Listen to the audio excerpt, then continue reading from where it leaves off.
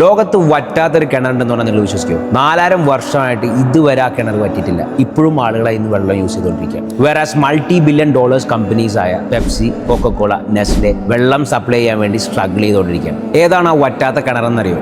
Zamzam. മക്കയിലെ ഈ കിണറിന് ഒരു ഫാക്ടറിയിൽ ഒരു സപ്ലൈ ചെയ്യാനില്ല.